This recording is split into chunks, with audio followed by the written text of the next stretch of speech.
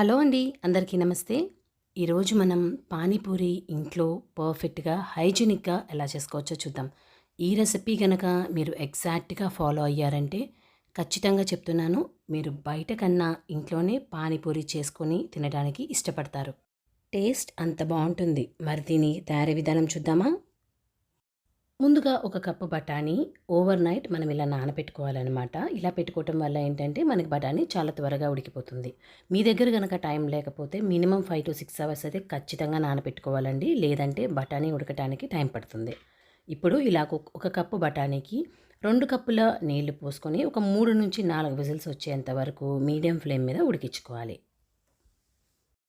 ఇప్పుడు medium size బంగాళదుంపలు 2 తీసుకొని ఒక 2-3 సార్లు నీట్‌గా వాష్ చేసి సగానికి కట్ చేసి మెత్తగా ఉడికేంత వరకు ఉడికించుకోండి.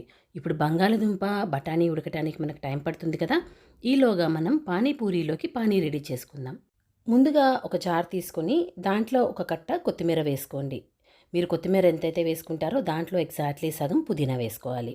ఒక 2-3 పచ్చిమిరపకాయలు, ఒక ఇంచు అల్లం ముక్క, ఒక టీ స్పూన్ ఉప్పు వేసుకొని దీన్ని మనం కచ్చాబిచ్చాగా మిక్సీ వేసుకోవాలి.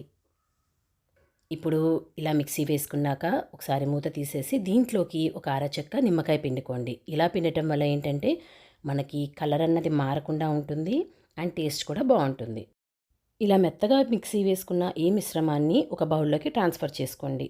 వడకొట్టుకోవాల్సిన అవసరం లేదండి, ఎందుకంటే నేను దీన్ని చక్కగా మెత్తగా మిక్సీ వేసేసాను అనమాట. ఇలా ట్రాన్స్ఫర్ చేసుకున్న తర్వాత జార్‌లో కూడా నీళ్ళన్నవి పోసుకొని ఒకసారి తిప్పుకొని ఆ వాటర్ కూడా దీంట్లో వేసేసుకోవాలండి.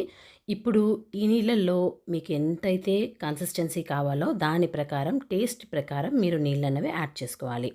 దీంట్లోకి ఇప్పుడు చక్కగా చిక్కగా ఉన్న చింతపండు రసం అనమాట. ఈ చింతపండు రసం కూడా మీరు పులుపు ఎంతైతే తీసుకోవాలి అనుకుంటున్నారో దాని ప్రకారమే దీంట్లో ఈ చింతపండు రసం అన్నది యాడ్ చేసుకోవాలండి. అకార్డింగ్‌లీ టు యువర్ టేస్ట్ అనమాట.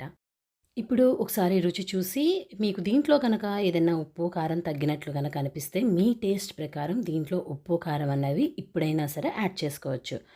ఇప్పుడు దీంట్లోకి ఒక టీ స్పూన్ నల్లుప్పు వేసుకోవాలి. ఈ నల్లుప్పు వేసుకోవటం వల్ల ఏంటంటే మన పానీపూరికి టేస్ట్ చాలా బావుంటుంది అండి. అండ్ డైజెషన్‌కి కూడా చాలా మంచిది. ఇప్పుడు నల్లుప్పు కరిగేంత వరకు ఒకసారి మొత్తం కలుపుకొని పక్కకి పెట్టేసుకోవాలండి. మనకి పానీపూరికి పానీ అయితే రెడీ అయిపోయింది. ఇప్పుడు మనం పానీపూరిలోకి గ్రేవీ ఎలా ప్రిపేర్ చేయాలో చూద్దాం. ముందుగా ఒక ప్యాన్ పెట్టుకొని ఒక 2-3 టేబుల్ స్పూన్ల నూనె వేసుకోండి. నేను బఠానీ ఉడకపెట్టిన ప్యానే వాడుతున్నానండి. మీకు కావాలంటే వేరేది వాడుకోవచ్చు. దీంట్లోకి ఒక పెద్ద సైజ్ ఉల్లిపాయి, ఒక 2 పచ్చిమిరపకాయలు వేసుకొని ట్రాన్స్పరెంట్ వచ్చేంత వరకు వేయించుకోవాలి. ఇప్పుడు దీంట్లోకి ఒక పెద్ద సైజ్ టమాటో వేసుకొని ఒకసారి మొత్తం కలుపుకొని టమాటో త్వరగా మగ్గిపోవటానికి కొంచెం ఉప్పు వేసుకొని మూత పెట్టేసి టమాటో మొత్తం మెత్తగా అయ్యేంత వరకు మీడియం ఫ్లేమ్ మీద మాత్రమే ఉడకనివ్వండి. ఇప్పుడు ఒక 2 నిమిషాలకి మనకి టమాటో చక్కగా మెత్తబడిపోయిందండి. ఇప్పుడు దీంట్లోకి కొంచెం పసుపు, రుచికి తగినంతగా కారం వేసేసుకొని కారము కంప్లీట్‌గా ఫ్రై అవ్వాలి. అంటే మనకి నూనె సపరేట్ అయ్యేంత వరకు మీడియం ఫ్లేమ్ మీద ఉడికించుకోండి. ఇప్పుడు దీంట్లోకి మనం మెత్తగా ఉడకపెట్టుకున్న బఠానీలు కూడా వేసుకోవాలి. చూస్తున్నారా, నేను ఒక 3 విజిల్స్ పెట్టుకున్నానండి. బఠానీ అన్నది నాకు పర్ఫెక్ట్‌గా ఉడికిపోయిందనమాట. ఇప్పుడు ఈ బఠానీని కుక్కర్‌లో వేసేసుకొని ఒక 7-8 నిమిషాలు మీడియం ఫ్లేమ్ మీద చక్కగా ఉడకనివ్వాలి.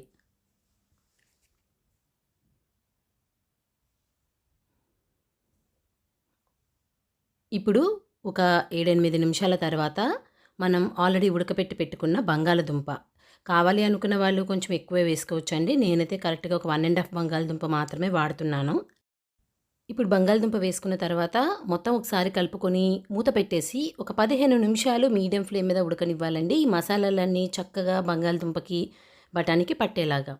ఇప్పుడు ఒక 15 నిమిషాల తర్వాత మూత తీసేసి దీంట్లోకి మనం మసాలాలు వేసుకుందాం.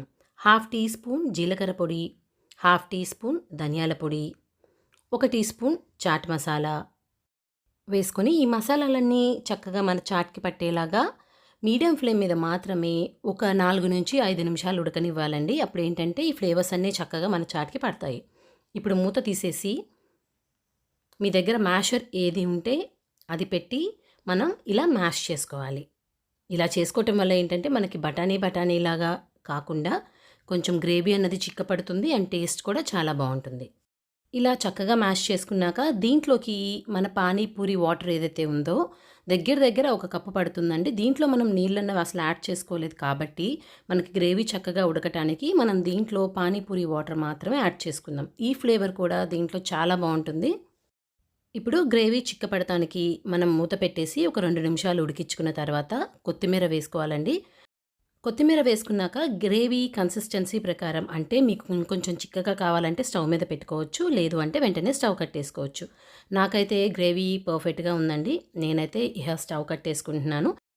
ఇక పానీపూరిలోకి గ్రేవీ కూడా ప్రిపేర్ అయిపోయింది. ఇప్పుడు మనం పానీపూరి ఎలా చేసుకోవాలో చూద్దాం. స్టవ్ ఆన్ చేసి ఒక పాన్ పెట్టుకోండి. దాంట్లో డీప్ ఫ్రైకి తగినంత నూనె వేసుకోండి. నేనైతే ఈరోజు ఇన్‌స్టెంట్‌గా యూజ్ చేసే పానీపూరి చిప్స్ అని మనకి మార్కెట్‌లో దొరుకుతాయండి. అవే యూజ్ చేస్తున్నాను. యాక్చువల్‌గా పానీపూరి పూరీస్ కూడా మనం ఇంట్లోనే ప్రిపేర్ చేసుకోవచ్చు. బట్ అది పిండి కలుపుకోవటము అదంతా పెద్ద ప్రాసెస్ అనమాట. అది నేను సెపరేట్ వీడియో మీకు ఖచ్చితంగా అప్లోడ్ చేస్తాను. బట్ పానీపూరిలో పూరి చేసుకోవటం రాని వాళ్ళకి మాత్రం మనకి మార్కెట్‌లో ఇన్‌స్టెంట్‌గా ఇలా దొరుకుతున్నాయండి. దీంట్లో మనకి 2-3 ఫ్లేవర్స్ దొరుకుతాయి. రాగి కానివ్వండి, వీట్ కానివ్వండి, మైదా కానివ్వండి. సో, మీకు నచ్చిన ఫ్లేవర్ అన్నది మీరు తెచ్చుకొని ఇన్‌స్టెంట్‌గా అప్పటికప్పుడు పానీపూరి చేసుకోవాలంటే ఇవైతే యూజ్ చేసుకోవచ్చు. ఇప్పుడు మనం ఈ చిప్స్ ఫ్రై ఎలా చేసుకోవాలో చూద్దాం. ముందు ఆయిల్ అన్నది మంచి హీట్‌గా ఉండాలండి. మీరు ఎప్పుడైతే ఈ చిప్స్ యాడ్ చేయాలనుకుంటున్నారో అప్పుడు మాత్రమే మనం స్టవ్ అన్నది మీడియం ఫ్లేమ్ మీద పెట్టుకోవాలి. ఈ పానీపూరి చిప్స్‌ని మీరు ఎలా అంటే అలా వేయించుకున్నారంటే పూరీలైతే పొంగుతాయి కానీ మీరు నూనెలో నుంచి బయటకి తీసిన తర్వాత అవి మెత్తగా అయిపోతాయన్నమాట. అలా మెత్తగా కాకుండా ఉండాలి అంటే నూనె అన్నది బాగా హై ఫ్లేమ్‌లో వేడి చేసుకున్నాక చిప్స్ వేసుకునేటప్పుడు మాత్రం కొంచెం మీడియం ఫ్లేమ్‌లో పెట్టుకొని చిప్స్‌ని నూనెలో వేసుకున్నాక ఇలా కదుపుకుంటూ మనకి చక్కగా పొంగుతాయన్నమాట. కంప్లీట్‌గా పొంగేంత వరకు ఇలా కదుపుకుంటూ మనం మీడియం ఫ్లేమ్ మీద మాత్రమే వీటిని వేయించుకోవాలి. సో, ఫైనల్‌గా మనకి పూరి రెడీ అయిపోయింది. పానీ కూడా రెడీ అయిపోయింది. అండ్ గ్రేవీ కూడా పర్ఫెక్ట్‌గా రెడీ అయిపోయింది. నేనైతే సన్నగా ఆనియన్ కొంచెం కొత్తిమీర వేసుకొని ఇలా కట్ చేసి పెట్టుకున్నానండి. ఈ రెడ్ చట్నీ అన్నది నేను ఆల్రెడీ ముందే ప్రిపేర్ చేసి పెట్టుకున్నాననమాట. ఈ వీడియో కూడా నేను త్వరలో అప్లోడ్ చేసేస్తాను. మరి ఇంకెందుకు ఆలస్యం, పర్ఫెక్ట్ స్ట్రీట్ స్టైల్ పానీపూరి ఇంట్లోనే హైజీనిక్‌గా, పర్ఫెక్ట్‌గా ఎలా చేసుకోవాలో చూపించాను కదా! ఒకసారి ట్రై చేసి టేస్ట్ ఎలా ఉంది అని మీ కమెంట్స్ ఖచ్చితంగా కమెంట్ సెక్షన్‌లో ఇయ్యండి. ఈ వీడియో మీకు నచ్చినట్లయితే ఒక లైక్ చేయండి. మీ ఫ్రెండ్స్ అండ్ రిలేటివ్స్ అందరితో షేర్ చేయండి. ఇలాంటి ఈజీ అండ్ సింపుల్ రెసిపీస్ కోసం మన ఛానల్ సబ్స్క్రైబ్ చేయటం మర్చిపోమాకండి. Thanks for watching.